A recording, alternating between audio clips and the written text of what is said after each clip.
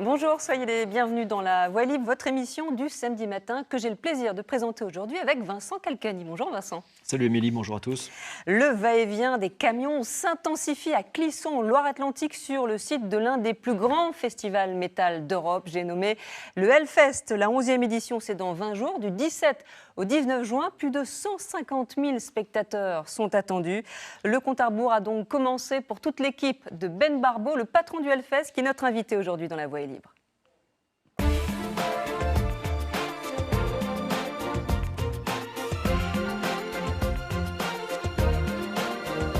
Bonjour Ben Barbeau, soyez le bienvenu dans La Voix libre. C'est comme ça qu'on se salue au Hellfest ? Voilà, en grande majorité, c'est ça. Ça veut dire quoi, bienvenue dans la communauté des amoureux du métal ? Ouais, alors selon la légende, ce signe aura été inventé par le regretté Ronnie James Dio, qui fut l'un des chanteurs emblématiques de Black Sabbath, qui jouera cette année au Hellfest. Vincent, vous confirmez, vous qui avez fait tous les Hellfest sauf un, je crois ? Exactement, le seul que je n'ai pas fait, c'est celui où il pleuvait partout. Donc je vais continuer à suivre le Hellfest. Mais oui, c'est bien ça. Ouais, mais cette année, il fera beau. Alors, c'est quoi le Hellfest, ce festival de l'enfer qui existe depuis maintenant 11 ans et qui fait tant parler de lui, bien au-delà de nos frontières ? Vincent Calcani, vous nous faites l'histoire du Hellfest en 1 minute 20. Le Hellfest est né sur les cendres du Furyfest, un festival qui s'installe sur le circuit des 24 heures du Mans pour 2 éditions en 2004 et 2005, avec déjà des spectateurs fidèles. Je viens voir Dropkick Murphys, Banane Métallique, Terror, Agnos X30, Maxime. Une ardoise de 500 000 € laissée par des promoteurs qui avaient racheté le festival sonne le glas du Furyfest. Bonjour le Hellfest qui se déroulera désormais en plein air. En 2006, son créateur, le jeune Benjamin Barbeau, revient dans sa ville d'origine, Clisson, en Loire-Atlantique. La scène est vraiment orientée là où il n'y a pas d'habitation. En l'espace de quelques années, le festival acquiert une renommée nationale puis internationale. De 20 000 spectateurs la première édition, on passe à 70 000 en 2010. Avec le succès viennent les critiques, notamment des associations catholiques. Christine Boutin parle d'un festival qui promeut la culture de mort. En 2012, le site du festival se déplace de quelques centaines de mètres pour laisser place au nouveau lycée. Un site beaucoup plus grand, on passe de 4 à 6 scènes. La barre symbolique des 100 000 spectateurs est atteinte cette année avec des têtes d'affiche comme Lynyrd Skynyrd ou Guns N' Roses. En 2013, le festival souffre de l'annulation de plusieurs artistes comme Aerosmith et la concurrence du Sonisphere Festival. En 2014, le Hellfest n'a plus de concurrents. Il joue dans la cour des meilleurs festivals européens du genre avec un budget de plus de 8 millions d'euros. Et 11 ans plus tard, et quelques tatouages en plus, Ben Barbeau, quel chemin parcouru ? Ah oui, j'en suis le premier surpris moi aussi. Jamais on n'aurait pu penser, effectivement, jamais on aurait rêvé d'ailleurs d'un tel succès. Et donc voilà, j'ai su rencontrer des bonnes personnes qui ont chacun amené leur petite pierre à l'édifice pour faire en sorte que ce festival soit là. Et puis évidemment, on travaille pour un public qui est absolument formidable, qui est le premier à nous avoir permis, entre guillemets, de pouvoir réaliser tout ça. Et Ben Barbeau, la première personne qui vous a permis de revenir sur votre terre d'origine, qui est donc Clisson en 2006, puisqu'on vient de le voir, hein, le festival a fait Clisson, il est allé ensuite au Mans, à Rezé, puis retour à Clisson. C'est le maire de Clisson. Alors quand vous êtes allé le voir, je crois avec votre acolyte Johan Lenévé, vous n'avez pas tout de suite dit que vous n'avez pas parlé de métal, vous avez dit un petit festival, on vient pour monter un petit festival dans l'esprit des vieilles charrues. C'est vrai, racontez-nous comment ça s'est passé. Alors, pour être dans le détail, donc il ne s'agissait pas de monsieur le maire exactement, qui était monsieur Bourmeau à l'époque. Il s'agissait de son adjoint, monsieur Busson, qui était un très vieil dirigeant de football que j'avais connu lorsque j'étais tout minot, vu que je suis clissonnais d'origine. Et donc, évidemment, lorsqu'on lui a émis l'idée d'un festival, connaissant un petit peu les préjugés qui tournent autour du public, esthétiquement parlant surtout, sachant que je m'exprimais avec quelqu'un qui a un certain âge, entre guillemets, on lui a dit qu'il s'agissait plutôt d'un truc rock généraliste, sans trop d'ambition. Mais en même temps, quand on parlait de pas beaucoup d'ambition, on lui avait soumis l'idée d'un festival à 4-5 000 personnes par jour. Nous n'avions encore aucune idée, ni nous, qu'un jour le festival puisse être une grosse machine comme elle l'est aujourd'hui. Ouais. Et ça a augmenté, parce qu'en effet, 2006, c'est combien de spectateurs à peu près ? On avait fait 6 000 personnes par jour à peu près. Alors que maintenant, on en est à 50 000, ouais. Ouais, 150 000 attendus, peut-être même plus pour cette édition 2016. Parce que le métal, vous l'avez expliqué, ça ne plaît pas à tout le monde. Il y a quand même un peu de préjugés. On l'a vu dans votre reportage, Vincent. Christine Boutin avait déjà pris position. Et plus récemment, cette année, c'est la droite régionale qui est montée au créneau et qui vous a sucré une subvention de 20 000 €. On revient sur cette polémique et on en parle après. Le groupe par lequel le scandale arrive, c'est lui, Down, son chanteur Phil Anselmo, un monstre sacré du métal, mais aussi un alcoolique notoire. Comme sur cette vidéo, filmée par un spectateur. Salut nazi, appel à la suprématie blanche, un geste et des propos qui ne passent pas en Pays de la Loire. Le groupe est à nouveau à l'affiche du Hellfest cette année. Face à ce genre de dérapage, la majorité régionale appelle à faire bloc et retire sa subvention. C'est le message qu'on passe aux jeunes. On ne peut pas dire à la fois aux jeunes de bien se comporter dans les stades, de ne pas être des hooligans, et puis de laisser des artistes sur des scènes publiques se comporter comme tels. On ne condamne pas du tout les organisateurs, on regrette et on leur demande de réfléchir à revenir sur cette programmation comme d'autres festivals l'ont fait. La demande des élus, de l'ingérence selon le Hellfest. On a tous été choqués par le discours et puis par le geste qu'a fait Phil Anselmo sur cet événement aux États-Unis. Donc on l'a tous dénoncé. Le Hellfest n'est pas du tout un événement qui prône ce genre de valeurs. Et je mets ma responsabilité en jeu en acceptant finalement de ne pas le déprogrammer. L'artiste a présenté ses excuses. Ben Barbeau les croit sincères. La droite régionale, elle, n'a jamais caché son peu d'intérêt pour le Hellfest. Non, moi je ne peux pas dire, quand j'entends les paroles choquantes, violentes, d'incitation à la violence de certains groupes, je ne peux pas vous dire que j'aime. Vous êtes déjà allé au Hellfest ? Non. Le Hellfest s'attendait à un désengagement de la région. C'est de l'hypocrisie de faire croire aujourd'hui aux Ligériens que cette nouvelle équipe régionale avait l'intention de nous soutenir. C'est un mensonge. Ils ont attendu un prétexte. La subvention de la région, 20 000 € sur 16 millions de budget, une goutte d'eau, mais un symbole qui, pour le festival, donne la couleur de la politique culturelle régionale à venir. 4 mois après, est-ce que ça s'est arrangé, vos relations avec la région, Ben Barbeau ? Ah non, c'est un point mort. On s'est quitté sur voilà, il y a eu une discorde. On s'attendait à cette discorde, comme vous l'avez souligné dans le petit reportage qui vient de passer. Donc non, il n'y a pas eu plus de contact que ça, et ni d'un côté ni de l'autre, nous avons essayé de se rapprocher. Donc des invitations ont été lancées, comme je l'avais promis. Nous verrons bien si, à la demande de la mairie, évidemment, nous verrons bien si des gens de la région viendront à l'inauguration du festival cette année, comme ils le faisaient précédemment, enfin à travers une autre équipe, depuis la création, c'est-à-dire depuis 10 ans. Alors, il y a une opposition politique au festival, il y a aussi une opposition de quelques citoyens. Il y a notamment le collectif Provoque Hellfest, ça suffit, qui vous interpelle ces jours-ci en faisant circuler une pétition et puis qui réclame encore la déprogrammation de plusieurs groupes comme Ghost ou Arc-Goat. Est-ce que vous allez déprogrammer ces groupes ? Eh bien, de la même façon que quand on a pris position, quand il s'agissait de nous demander la déprogrammation de Down, j'ai toujours mis les festivaliers comme étant les principaux décideurs du festival. Ce sont eux qui ont fait le festival. Ce sont eux qui méritent aujourd'hui de pouvoir éventuellement décider si un groupe n'a pas sa place sur le festival. Des groupes provocants, oui, il y en a, parce qu'effectivement, cette musique a toujours été considérée comme une contre-culture. Qu'elle continue à l'être n'est pas non plus une mauvaise idée. Donc nous, si demain nous avons de la part de nos festivaliers un certain nombre d'éléments qui nous disent qu'il faut, selon eux, déprogrammer, nous le ferons. Mais nous le ferons dans l'intérêt du festivalier. Vous comprenez que ça puisse choquer certaines personnes, pas notamment des gens qui n'aiment pas le métal, mais les associations catholiques. Oui, mais bien évidemment. Après, on a toujours mis en avant le côté très théâtral de ces musiques-là, qui existent depuis maintenant plus de 40 ans. Le festival n'a jamais eu un incident à déplorer, fait régulièrement justement la couverture des différents médias comme étant un événement exemplaire en termes de sécurité, d'accueil, etc. De musique anti-chrétienne, hein, c'est ce qu'ils mettent en avant. C'est de la musique anti-chrétienne. Mais on est aujourd'hui, cette musique-là est née donc essentiellement aux États-Unis, en Angleterre, un petit peu en France. On est de culture judéo-chrétienne, donc quel était le pouvoir religieux en place Voilà, c'était la religion catholique. Donc la provocation, elle est effectivement un peu plus axée sur cette religion. Après, demain, qu'on vienne aujourd'hui m'apporter des faits comme quoi au Hellfest, il y aura eu des égorgements, qu'il y aura eu des messes noires, qu'il y aura eu des sacrifices sur scène. Non, ça n'a jamais existé. Les gens se sont toujours bien comportés. Et je pense que justement, pour en revenir, c'est donc à eux, aux festivaliers, et non aux collectivités publiques qui n'ont jamais représenté plus d'1% de subventions au festival. C'est aux festivaliers de décider ce qui est bon et ce qui n'est pas bon pour le festival, et non pas aux collectivités. Alors, dans la tête de certains, le métal choque encore, mais justement, j'allais dire, j'avais envie de dire presque heureusement pour vous, parce que ce sentiment d'appartenance, vous l'avez dit, à une contre-culture, ça forge la fidélité du public. C'est le charme de cette musique. C'est ce qui, moi, et je pense beaucoup de fans et beaucoup de festivaliers qui viennent au Hellfest, nous ont donné envie d'écouter cette musique. C'est une musique qui permettait, quand on est adolescent, de se différencier des autres. C'est une contre-culture. Donc c'est normal que ça plaise. Et il faut qu'effectivement, excusez-moi le terme peut-être un peu vulgaire, que ça continue à faire chier un peu les cubénis. C'est une essence, c'est cette musique-là.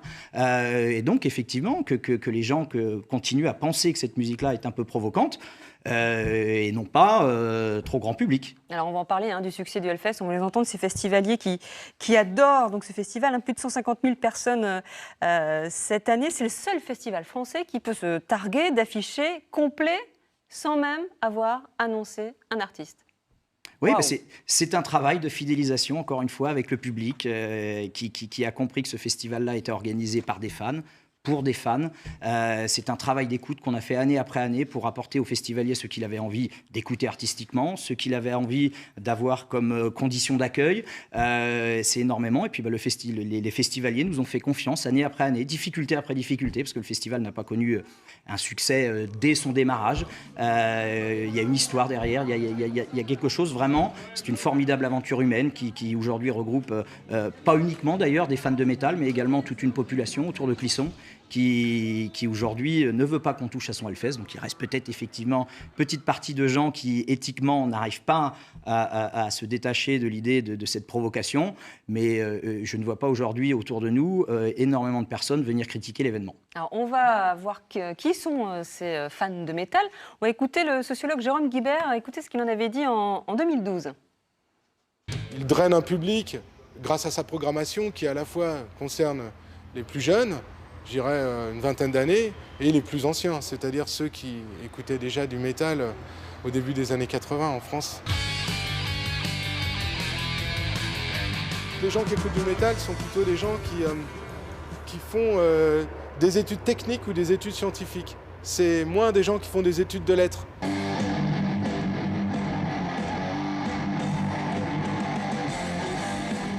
Ils se reconnaissent à travers une valeur qu'ils ont en commun. Et cette valeur, c'est l'amour du métal.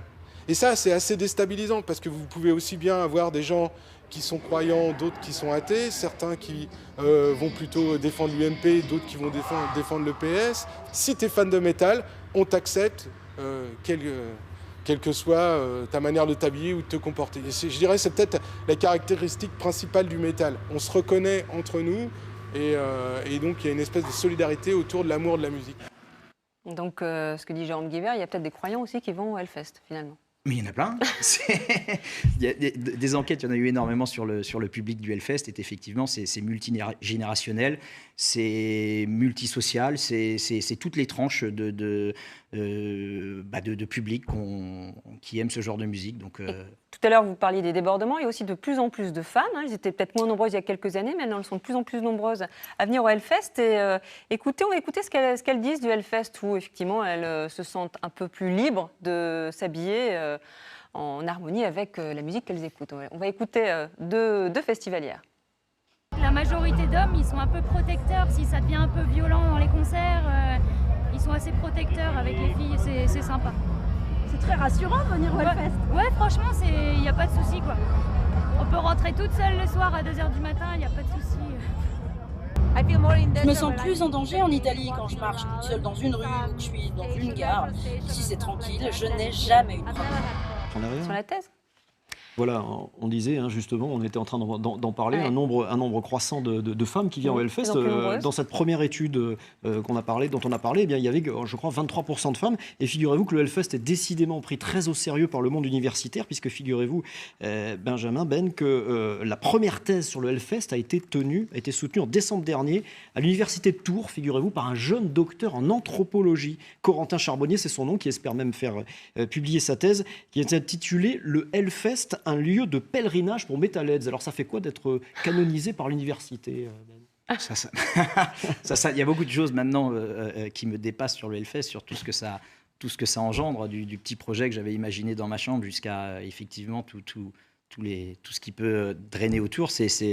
c'est impressionnant. Ouais, donc, c'est un travail très sérieux. Après, je ne sais pas si j'aurai la patience de lire ce genre de thèse, c'est 500 pages, mais on me racontera les grandes lignes, je suis sûr. Oui, tout à fait, puisque c'est la mode. Un site de crowdfunding va être mis en place par ce jeune doctorant. Alors, on parlait de la notion de pèlerinage. Et cette notion de pèlerinage, de communion vécue par les spectateurs, on la retrouve aussi dans les témoignages recueillis sur la page spéciale Hellfest de notre site internet. Alors, parmi les témoignages, les spectateurs du Hellfest qui nous ont écrit, on retrouve Anthony, qui est un inspecteur qualité dans le nucléaire à côté de Cherbourg, a priori donc un type sérieux, on l'espère. Il vient cette année au Hellfest fêter ses 10 ans de mariage avec sa femme. Il y a aussi Catel, 35 ans, qui elle carrément avoue que sa petite Eliona, je cite, a été conçue sous une tente de camping à moins de 100 mètres de la main stage. Et puis encore, il y a Émile qui raconte que pour son premier concert, c'était en 2014, lors de Iron Maiden, il voyait rien parce que Émile, lui, il est un peu petit, qu'à cela ne tienne, deux immenses métalleux l'ont porté et il a pu voir Iron Maiden, deux immenses métalleux qu'il ne connaissait pas. Et il dit, c'est très révélateur de la mentalité du Hellfest et du métal en général. Tout le monde est là pour une grande passion, l'ambiance est fraternelle. Ça veut dire que c'est Woodstock finalement, le Hellfest. Woodstock, alors je sais pas, j'y suis pas. Entre Woodstock et le Puy du Fou. C'est d'une autre. Puis, je ferai Joker, mais non, c'est inévitablement. Je reviens encore une fois, les gens qui n'ont pas eu l'occasion de mettre les pieds au Hellfest, qui n'ont pas eu cette occasion, ne peuvent pas se permettre aujourd'hui d'avoir un certain nombre de remarques sur son public et sur la façon. Voilà, moi on m'a toujours dit qu'on ne dit pas j'aime pas lorsqu'on n'a pas goûté. Eh bien, je pense que ça devrait être le cas sur le Hellfest, puisque nous n'avons que des témoignages, même de gens qui ne sont pas des passionnés ou des férus de ce festival, qui soit se sont fidélisés au festival, soit du moins en sont ressortis avec le grand sourire. Selon Spotify, qui a mené une étude, selon un sondage, les fans de métal sont les plus loyaux envers leur genre de prédilection. Étude Spotify.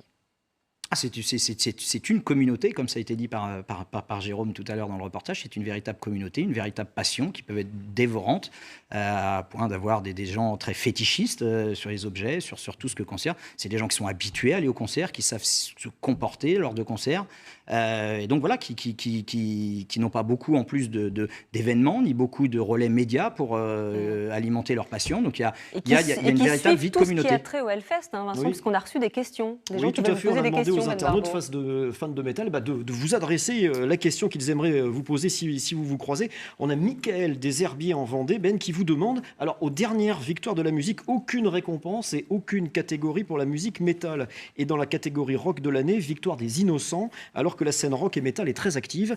Que penses-tu de tout ça ? Vous demande Michael.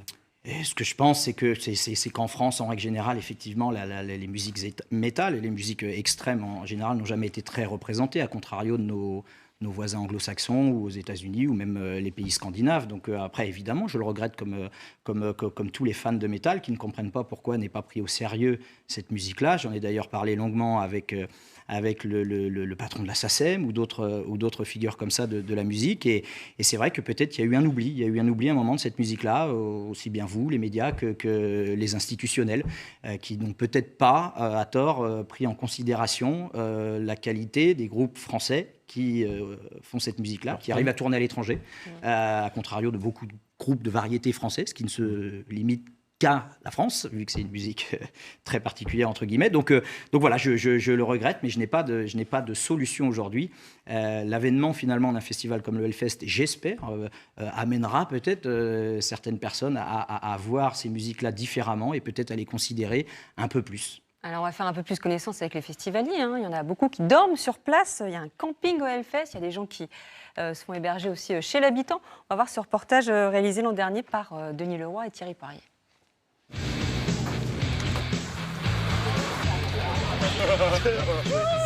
On vient d'à côté de Bordeaux. De Lyon. We come from Spain, he comes from Madrid, I live near Barcelona in Girona. Norvège, je suis norvégienne. Le camping du Hellfest, partie intégrante du festival. Capacité 25 000 lits, tarif inclus dans le pass. À l'intérieur, c'est la colonie de vacances. Beaucoup de jeunes, français et étrangers se mélangent joyeusement 24 heures sur 24.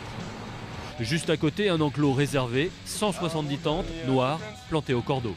2 lits de camp, donc c'est bon. Super. Hop. Une lanterne, serviette et puis kit d'hygiène, voilà. On vient avec pas grand chose dans les poches, on peut accéder aux douches, on n'est que, entre guillemets, 340 sur un bloc de douche, et alors qu'ils vont se battre sur le reste à 25 000 sur le reste des douches. 150 € la location pour deux, une autre façon de camper, proposée pour la première fois à Clisson. Bonjour. Ça va? Venus d'Auvergne, Franck et Lolo font étape chaque année chez Pierre-Yves et sa famille. Au niveau hébergement, ces deux grands fans de métal ont tout testé, mais ce qu'ils préfèrent, c'est la formule chez l'habitant. Ouais. Le camping du festival, c'est pas que ça me plairait pas, pour l'ambiance, tout ça, ça doit être assez énorme. Mais on aime bien, pour le repos quoi, surtout. C'est deux cadres complètement différents et deux mentalités différentes aussi. Ici, c'est le côté sympa et c'est ce qu'on privilégie aussi avec les festivaliers. Et bon fait, et bon fait. 30 000 personnes, hein, Ben Barbeau, qui campent sur le site du Hellfest, d'autres chez l'habitant. Il faut dire que ça coûte cher, un festival, hein, près de 200 € le passe 3 jours. Vincent, c'est toute une économie, hein, ce festival. Ah oui, on vient de le voir, hein, l'hôtellerie, exemple frappant du succès du festival. À 40 km à la ronde, toute l'hôtellerie est complète un an à l'avance. Et ça n'est qu'un exemple de l'impact économique du festival qui a eu l'intelligence de travailler avec les acteurs locaux, comme on dit. Alors ça passe notamment par un club d'entreprises partenaires, en fait, qui bénéficie en échange notamment d'invitations pour inviter ses clients. C'est un peu sur le mode de ce qui se passe dans le sport, et notamment le football avec les tribunes VIP. Mais il y a aussi toutes les entreprises du secteur que vous avez associées, hein, Ben, les restaurateurs, les viticulteurs. On est au pays du muscadet. Il y a chaque année une cuvée muscadet. Il y a même eu je vous la montre, une confiture Hellfest, la Hell Jam. Alors ne me demandez pas quel goût ça a, parce que c'est collector, donc je ne l'ouvre pas. Bref, tout le monde en fait veut avoir son nom associé au festival Hellfest, qui est devenu une marque en fait. C'est une marque Hellfest, le festival. Oui, oui, on peut le voir comme ça, effectivement. Ça représente un événement maintenant qui est très rassembleur. Donc il y a des gens qui veulent s'associer, effectivement, que les gens soient très fétichistes, justement, sur tout ce qui peut englober le festival. Oui, je comprends complètement. Aujourd'hui, il faut savoir que l'impact du festival sur le territoire, sur le Sud-Loire, c'est plus de 37 millions d'euros de flux financiers qui sont réalisés grâce au festival. Ce sont plus de 5 millions d'euros de retombées dans les commerces de la communauté de communes, et plus un peu plus sur Clisson.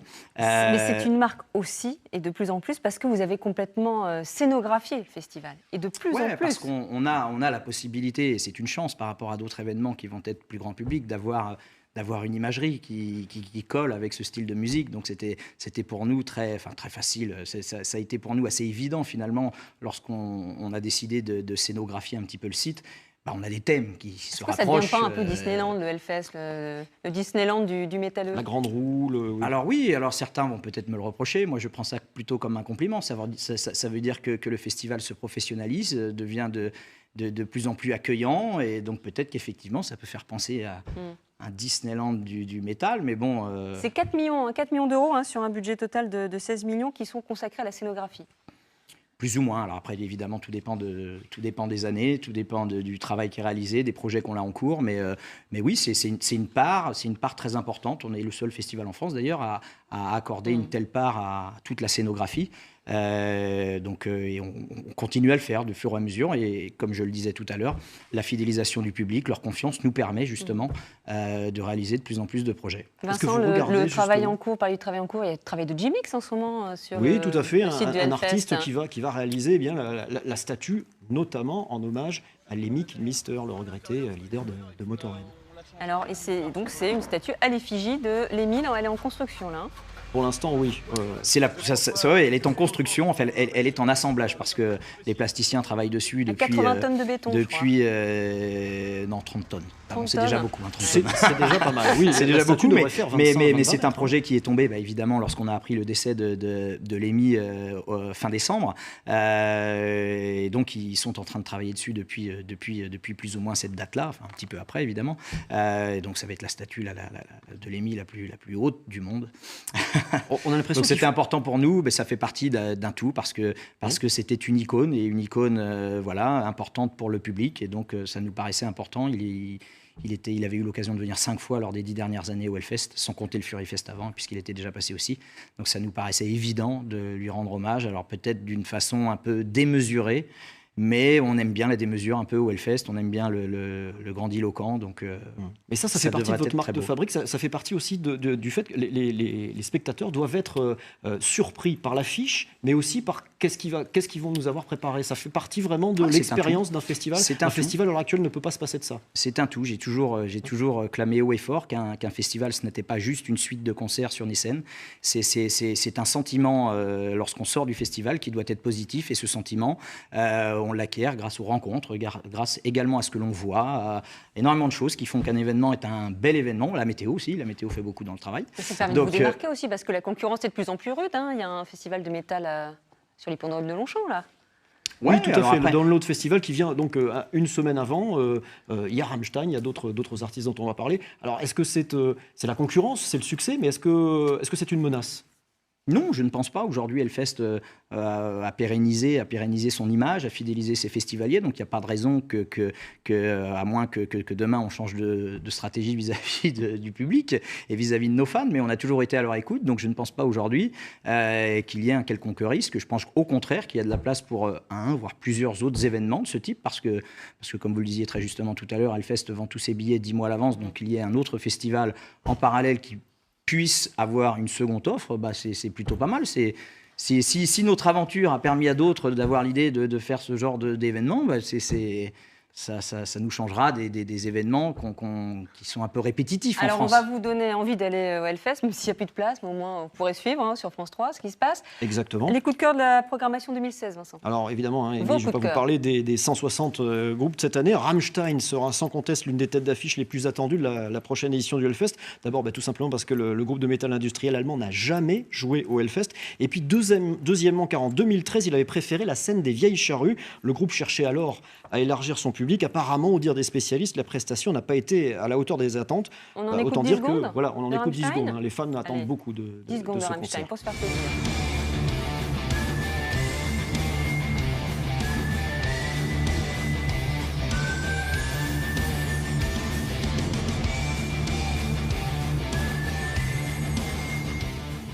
Voilà, autre immanquable, Black Sabbath, qui a déjà foulé le sol de Clisson. On en parlait au début, le groupe qui est un véritable précurseur du heavy metal, avec son chanteur Ozzy Osbourne, et puis son guitariste aussi, qui a la particularité d'avoir 2 doigts en moins, comme le célèbre joueur de jazz de Django Reinhardt. Ça sera absolument à voir dimanche. Et on termine par un coup de cœur, une ouverture du festival sur le métal qui vient d'ailleurs.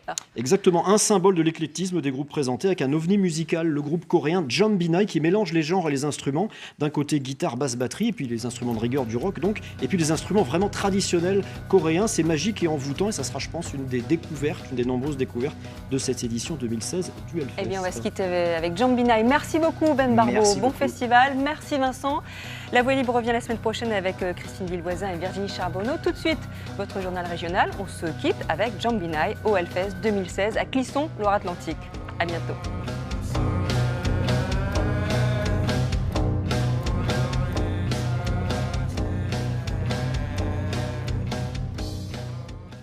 C'est une musique très particulière, entre guillemets. Donc voilà, je le regrette, mais je n'ai pas de solution aujourd'hui.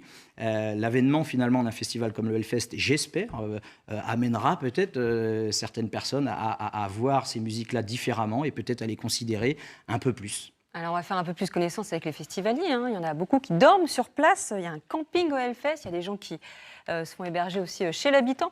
On va voir ce reportage réalisé l'an dernier par Denis Leroy et Thierry Poirier.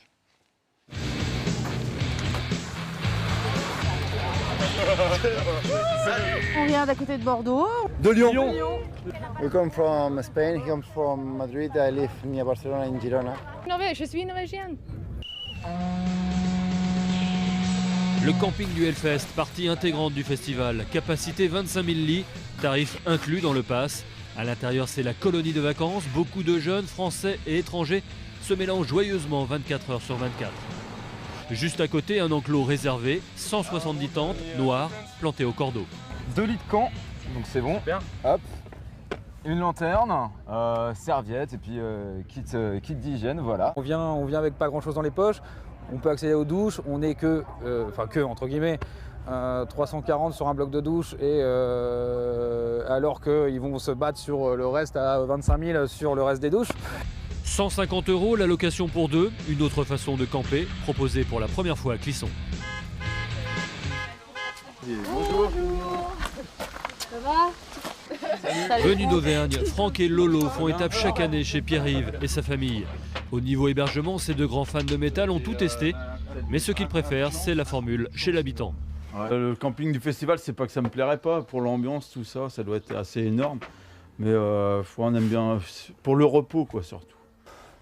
C'est deux cadres complètement différents et deux mentalités différentes aussi. Ici, c'est le côté sympa et c'est ce qu'on privilégie aussi avec les festivaliers.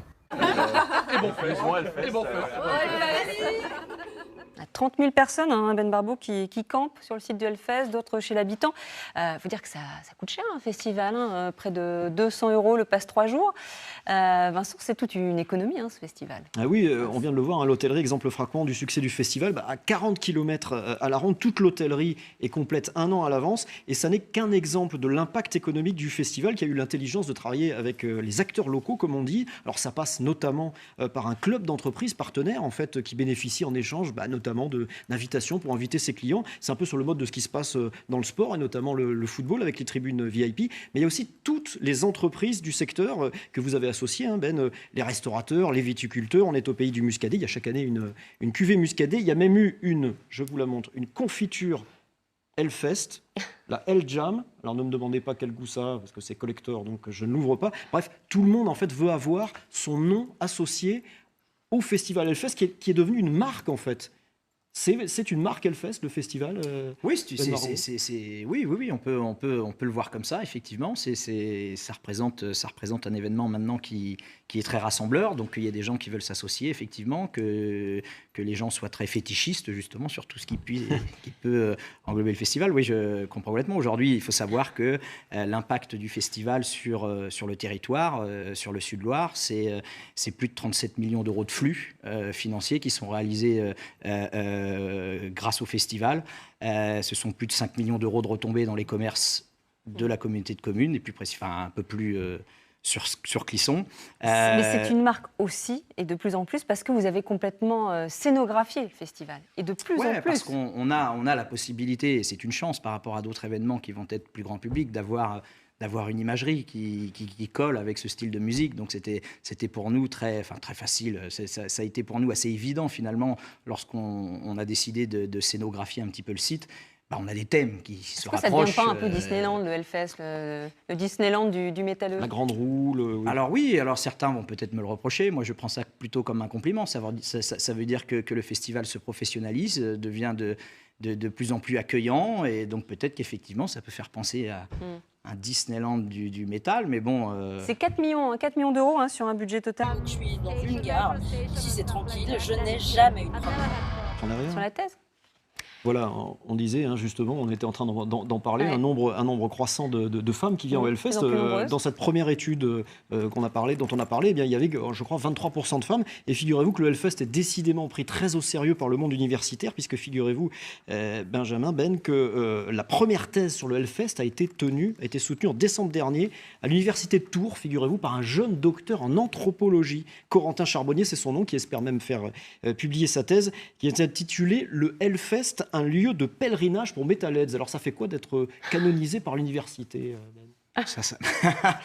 Il y a beaucoup de choses maintenant qui me dépassent sur le Hellfest, sur tout ce que ça engendre, du petit projet que j'avais imaginé dans ma chambre jusqu'à effectivement tout ce qui peut drainer autour. C'est impressionnant, ouais. Donc c'est un travail très sérieux. Après, je ne sais pas si j'aurai la patience de lire ce genre de thèse, c'est 500 pages, mais on me racontera les grandes lignes, je suis sûr. Oui, tout à fait, puisque c'est la mode. Un site de crowdfunding va être mis en place par ce jeune doctorant. Alors, on parlait de la notion de pèlerinage. Et cette notion de pèlerinage, de communion vécue par les spectateurs, on la retrouve aussi dans les témoignages recueillis sur la page spéciale Hellfest de notre site internet. Alors, parmi les témoignages, les spectateurs du Hellfest qui nous ont écrit, on retrouve Anthony, qui est un inspecteur qualité dans le nucléaire à côté de Cherbourg, a priori donc un type sérieux, on l'espère, qui vient cette année au Hellfest fêter ses 10 ans de mariage avec sa femme.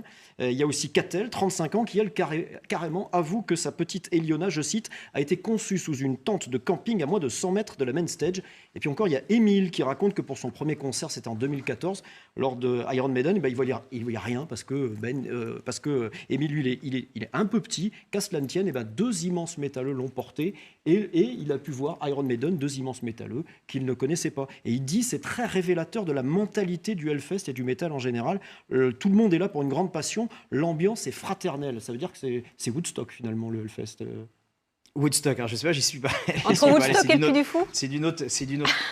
Puis, je ferai joker, mais non, c'est inévitablement. Je reviens encore une fois, les gens qui n'ont pas eu l'occasion de mettre les pieds au Hellfest, qui n'ont pas eu cette occasion, ne peuvent pas se permettre aujourd'hui d'avoir un certain nombre de remarques sur son public et sur la façon. Voilà, moi on m'a toujours dit qu'on ne dit pas j'aime pas lorsqu'on n'a pas goûté. Eh bien, je pense que ça devrait être le cas sur le Hellfest, puisque nous n'avons que des témoignages, même de gens qui ne sont pas des passionnés ou des férus de ce festival, qui soit se sont fidélisés au festival, soit du moins en sont ressortis avec le grand sourire. Selon Spotify, qui a mené une étude, selon un sondage, les fans de métal sont les plus loyaux envers leur genre de prédilection. Étude Spotify. C'est une communauté, comme ça a été dit par Jérôme tout à l'heure dans le reportage, c'est une véritable communauté, une véritable passion qui peut être dévorante, à point d'avoir des gens très fétichistes sur les objets, sur tout ce que concerne. C'est des gens qui sont habitués à aller au concert, qui savent se comporter lors de concerts, et donc voilà, qui n'ont pas beaucoup en plus d'événements, ni beaucoup de relais médias pour alimenter leur passion. Donc il y a une véritable vie de communauté. Tout ce qui a trait au Hellfest, Vincent, oui. parce qu'on a reçu des questions, des gens qui tout à veulent fait. poser des questions. Aux internautes fans de métal de vous adresser la question qu'ils aimeraient vous poser si vous vous croisez. On a Michael des Herbiers en Vendée, qui vous demande, alors aux dernières victoires de la musique, aucune récompense et aucune catégorie pour la musique métal. Et dans la catégorie rock de l'année, victoire des Innocents, alors que la scène rock et métal est très active. Que penses-tu de tout ça ? Vous demande Michael. Et ce que je pense, c'est qu'en France, en règle générale, effectivement, les musiques métal et les musiques extrêmes, en général, n'ont jamais été très représentées, à contrario de nos voisins anglo-saxons ou aux États-Unis ou même les pays scandinaves. Donc après, évidemment, je le regrette comme tous les fans de métal qui ne comprennent pas pourquoi n'est pas pris au sérieux cette musique-là. J'en ai d'ailleurs parlé longuement avec le patron de la SACEM ou d'autres figures comme ça de la musique. Et c'est vrai que peut-être qu'il y a eu un oubli. Il y a eu un oubli à un moment de cette musique-là, aussi bien vous, les médias, que les institutionnels, qui n'ont peut-être pas, à tort, pris en considération la qualité des groupes français qui font cette musique-là, qui arrivent à tourner à l'étranger, à contrario de beaucoup de groupes de variétés françaises qui ne se limitent qu'à la France, vu que c'est effectivement un peu plus axé sur cette religion. Après, demain, qu'on vienne aujourd'hui m'apporter des faits comme quoi au Hellfest, il y aura eu des égorgements, qu'il y aura eu des messes noires, qu'il y aura eu des sacrifices sur scène. Non, ça n'a jamais existé. Les gens se sont toujours bien comportés. Et je pense que justement, pour en revenir, c'est donc à eux, aux festivaliers, et non aux collectivités publiques qui n'ont jamais représenté plus d'1% de subventions au festival. C'est aux festivaliers de décider ce qui est bon et ce qui n'est pas bon pour le festival, et non pas aux collectivités. Et alors, dans la tête de certains, le métal choque encore, mais justement, j'avais envie de dire presque heureusement pour vous, parce que ce sentiment d'appartenance, vous l'avez dit, à une contre-culture, ça forge la fidélité du public. C'est le charme de cette musique. C'est ce qui, moi, et je pense beaucoup de fans et beaucoup de festivaliers qui viennent au Hellfest, nous ont donné envie d'écouter cette musique. C'est une musique qui permettait, quand on est adolescent, de se différencier des autres. C'est une contre-culture. Donc c'est normal que ça plaise. Et il faut qu'effectivement, excusez-moi le terme peut-être un peu vulgaire, que ça continue à faire chier un peu les cubénis. C'est une essence, c'est cette musique-là. Et donc, effectivement, que les gens continuent à penser que cette musique-là est un peu provocante et non pas trop grand public. Alors, on va en parler du succès du Hellfest. On va les entendre, ces festivaliers qui adorent donc, ce festival. Plus de 150 000 personnes cette année. C'est le seul festival français qui peut se targuer d'afficher complet sans même avoir annoncé un artiste. Oui, wow. C'est un travail de fidélisation, encore une fois, avec le public qui a compris que ce festival-là était organisé par des fans, pour des fans.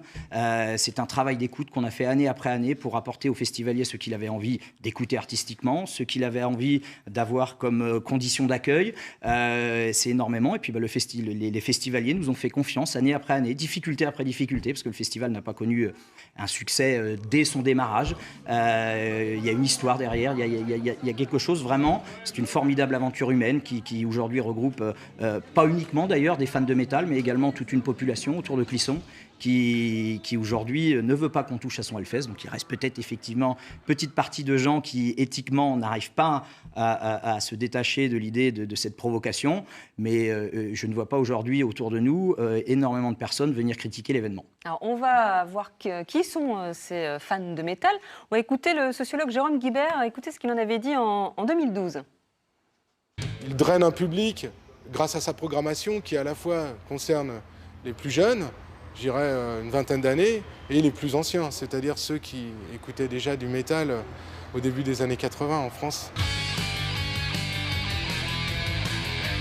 Les gens qui écoutent du métal sont plutôt des gens qui font des études techniques ou des études scientifiques. C'est moins des gens qui font des études de lettres.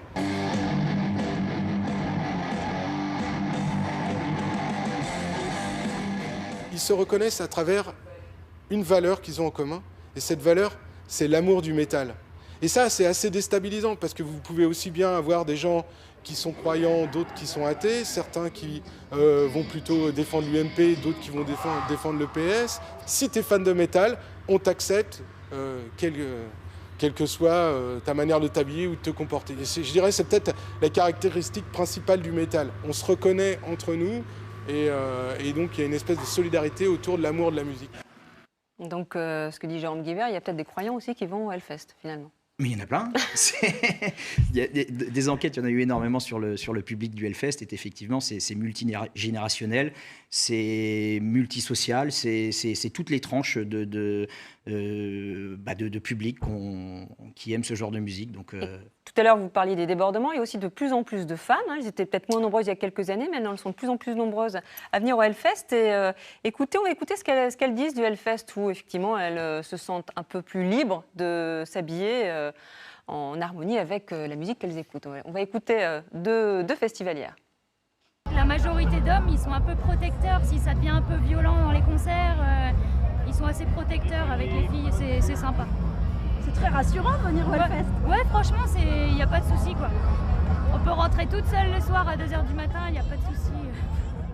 Je me sens plus en danger en Italie quand je marche toute seule dans une rue. une grosse machine comme elle l'est aujourd'hui, ouais. Et ça a augmenté parce qu'en effet, 2006, c'est combien de spectateurs à peu près? On avait fait 6000 personnes par jour à peu près. Alors que maintenant, on en est à 50 000. Ouais. Ouais, 150 000 attendus, peut-être même plus pour cette édition 2016. Parce que le métal, vous l'avez expliqué, ça ne plaît pas à tout le monde. Il y a quand même un peu de préjugés. On l'a vu dans votre reportage, Vincent. Christine Boutin avait déjà pris position. Et plus récemment, cette année, c'est la droite régionale qui est montée au créneau et qui vous a sucré une subvention de 20 000 €. On revient sur cette polémique et on en parle après. Le groupe par lequel le scandale arrive, c'est lui, Down. Son chanteur Phil Anselmo, un monstre sacré du métal, mais aussi un alcoolique notoire. Comme sur cette vidéo, filmée par un spectateur. Salut nazi, appel à la suprématie blanche, un geste et des propos qui ne passent pas en Pays de la Loire. Le groupe est à nouveau à l'affiche du Hellfest cette année. Face à ce genre de dérapage, la majorité régionale appelle à faire bloc et retire sa subvention. C'est le message qu'on passe aux jeunes. On ne peut pas dire à la fois aux jeunes de bien se comporter dans les stades, de ne pas être des hooligans, et puis de laisser des artistes sur des scènes publiques se comporter comme tels. On ne condamne pas du tout les organisateurs, on regrette et on leur demande de réfléchir à revenir sur cette programmation comme d'autres festivals l'ont fait. La demande des élus, de l'ingérence selon le Hellfest. On a tous été choqués par le discours et puis par le geste qu'a fait Phil Anselmo sur cet événement aux États-Unis. Donc on l'a tous dénoncé. Le Hellfest n'est pas du tout un événement qui prône ce genre de valeurs. Et je mets ma responsabilité en jeu en acceptant finalement de ne pas le déprogrammer. L'artiste a présenté ses excuses. Ben Barbeau les croit sincères. La droite régionale, elle, n'a jamais caché son peu d'intérêt pour le Hellfest. Non, moi je ne peux pas dire, quand j'entends les paroles choquantes, violentes, d'incitation à la violence de certains groupes, je ne peux pas vous dire que j'aime. Vous êtes déjà allé au Hellfest? Non. Le Hellfest s'attendait à un désengagement de la région. C'est de l'hypocrisie de faire croire aujourd'hui aux Ligériens que cette nouvelle équipe régionale avait l'intention de nous soutenir. C'est un mensonge. Ils ont attendu un prétexte. La subvention de la région, 20 000 € sur 16 millions de budget, une goutte d'eau, mais un symbole qui, pour le festival, donne la couleur de la politique culturelle régionale à venir. 4 mois après, est-ce que ça s'est arrangé, vos relations avec la région, Ben Barbeau? Ah non, c'est un point mort. On s'est quitté voilà, il y a eu une discorde. On s'attendait à cette discorde, comme vous l'avez souligné dans dans le petit reportage qui vient de passer. Donc non, il n'y a pas eu plus de contacts que ça, et ni d'un côté ni de l'autre, nous avons essayé de se rapprocher. Donc des invitations ont été lancées, comme je l'avais promis. Nous verrons bien si, à la demande de la mairie, évidemment, nous verrons bien si des gens de la région viendront à l'inauguration du festival cette année, comme ils le faisaient précédemment, enfin à travers une autre équipe, depuis la création, c'est-à-dire depuis 10 ans. Alors, il y a une opposition politique au festival, il y a aussi une opposition de quelques citoyens. Il y a notamment le collectif Provoque Hellfest, ça suffit, qui vous interpelle ces jours-ci en faisant circuler une pétition et puis qui réclame encore la déprogrammation de plusieurs groupes comme Ghost ou Arc Goat. Est-ce que vous allez déprogrammer ces groupes? Eh bien, de la même façon que quand on a pris position, quand il s'agissait de nous demander la déprogrammation de Down, j'ai toujours mis les festivaliers comme étant les principaux décideurs du festival. Ce sont eux qui ont fait le festival. Ce sont eux qui méritent aujourd'hui de pouvoir éventuellement décider si un groupe n'a pas sa place sur le festival. Des groupes provocants, oui, il y en a, parce qu'effectivement, cette musique a toujours été considérée comme une contre-culture. Qu'elle continue à l'être n'est pas non plus une mauvaise idée. Donc nous, si demain nous avons de la part de nos festivaliers un certain nombre d'éléments qui nous disent qu'il faut, selon eux, déprogrammer, nous le ferons. Mais nous le ferons dans l'intérêt du festivalier. Vous comprenez que ça puisse choquer certaines personnes, pas notamment des gens qui n'aiment pas le métal, mais les associations catholiques. Oui, bien évidemment. Après, on a toujours mis en avant le côté très théâtral de ces musiques-là, qui existent depuis maintenant plus de 40 ans. Le festival n'a jamais eu un incident à déplorer, fait régulièrement justement la couverture des différents médias comme étant un événement exemplaire en termes de sécurité, d'accueil, etc. De musique anti-chrétienne, hein, c'est ce qu'ils mettent en avant. C'est de la musique anti-chrétienne. Mais on est aujourd'hui, cette musique-là est née donc essentiellement aux États-Unis, en Angleterre, un petit peu en France. On est de culture judéo-chrétienne, donc quel était le pouvoir religieux en place? Voilà, c'était la religion catholique.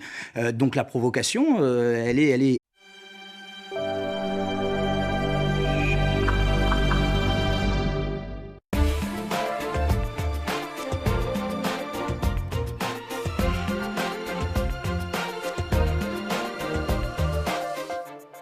Bonjour, soyez les bienvenus dans La Voix Libre, votre émission du samedi matin que j'ai le plaisir de présenter aujourd'hui avec Vincent Calcani. Bonjour Vincent. Salut Émilie, bonjour à tous. Le va-et-vient des camions s'intensifie à Clisson, en Loire-Atlantique, sur le site de l'un des plus grands festivals métal d'Europe. J'ai nommé le Hellfest. La 11e édition, c'est dans 20 jours, du 17 au 19 juin. Plus de 150 000 spectateurs sont attendus. Le compte à rebours a donc commencé pour toute l'équipe de Ben Barbeau, le patron du Hellfest, qui est notre invité aujourd'hui dans La Voix Libre.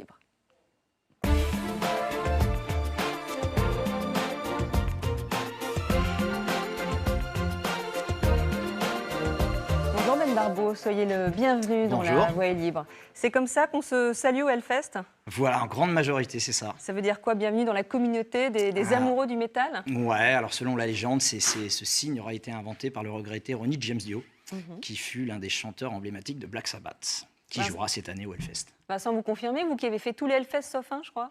Exactement, le seul que je n'ai pas fait, c'est celui où il pleuvait partout. Donc je vais continuer à suivre le Hellfest. Mais oui, c'est bien ça. Ouais, mais cette année, il fera beau. Alors c'est quoi le Hellfest, ce festival de l'enfer qui existe depuis maintenant 11 ans et qui fait tant parler de lui, bien au-delà de nos frontières? Vincent Calcani, vous nous faites l'histoire du Hellfest en 1 minute 20. Le Hellfest est né sur les cendres du Furyfest, un festival qui s'installe sur le circuit des 24 heures du Mans pour 2 éditions en 2004 et 2005, avec déjà des spectateurs fidèles. Je viens voir Dropkick Murphys, Banal Metallic, Terror, Agnostic Front, Maxime. Une ardoise de 500 000 € laissée par des promoteurs qui avaient racheté le festival sonne le glas du Furyfest. Bonjour le Hellfest qui se déroulera désormais en plein air. En 2006, son créateur, le jeune Benjamin Barbeau, revient dans sa ville d'origine, Clisson, en Loire-Atlantique. La scène est vraiment orientée là où il n'y a pas d'habitation. En l'espace de quelques années, le festival acquiert une renommée nationale puis internationale. De 20 000 spectateurs la première édition, on passe à 70 000 en 2010. Avec le succès viennent les critiques, notamment des associations catholiques. Christine Boutin parle d'un festival qui promeut la culture de mort. En 2012, le site du festival se déplace de quelques centaines de mètres pour laisser place au nouveau lycée. Un site beaucoup plus grand, on passe de 4 à 6 scènes. La barre symbolique des 100 000 spectateurs est atteinte cette année avec des têtes d'affiche comme Lynyrd Skynyrd ou Guns N' Roses. En 2013, le festival souffre de l'annulation de plusieurs artistes comme Aerosmith et la concurrence du Sonisphere Festival. En 2014, le Hellfest n'a plus de concurrents. Il joue dans la cour des meilleurs festivals européens du genre avec un budget de plus de 8 millions d'euros. Et 11 ans plus tard, et quelques tatouages en plus, Ben Barbeau, quel chemin parcouru? Ah oui, j'en suis le premier surpris moi aussi. Jamais on aurait pu penser, effectivement, jamais on aurait rêvé d'ailleurs d'un tel succès. Et donc voilà, j'ai su rencontrer des bonnes personnes qui ont chacun amené leur petite pierre à l'édifice pour faire en sorte que ce festival soit là. Et puis évidemment, on travaille pour un public qui est absolument formidable, qui est le premier à nous avoir permis, entre guillemets, de pouvoir réaliser tout ça. Et Ben Barbeau, la première personne qui vous a permis de revenir sur votre terre d'origine, qui est donc Clisson en 2006, puisqu'on vient de le voir, hein, le festival a fait Clisson, il est allé ensuite au Mans, à Rezé, puis retour à Clisson. C'est le maire de Clisson. Alors quand vous êtes allé le voir, je crois avec votre acolyte Johan Lenévé, vous n'avez pas tout de suite dit que vous n'avez pas parlé de métal, vous avez dit un petit festival, on vient pour monter un petit festival dans l'esprit des vieilles charrues. C'est vrai, racontez-nous comment ça s'est passé. Alors, pour être dans le détail, donc il ne s'agissait pas de monsieur le maire exactement, qui était monsieur Bourmeau à l'époque, il s'agissait de son adjoint, monsieur Busson, qui était un très vieil dirigeant de football que j'avais connu lorsque j'étais tout minot, vu que je suis clissonnais d'origine. Et donc, évidemment, lorsqu'on lui a émis l'idée d'un festival, connaissant un petit peu les préjugés qui tournent autour du public, esthétiquement parlant surtout, sachant que je m'exprimais avec quelqu'un qui a un certain âge, entre guillemets, on lui a dit qu'il s'agissait plutôt d'un truc rock généraliste, sans trop d'ambition. Mais en même temps, quand on parlait de pas beaucoup d'ambition, on lui avait soumis l'idée d'un festival à 4-5 000 personnes par jour. Nous n'avions encore aucune idée, ni nous, qu'un jour le festival puisse être une grosse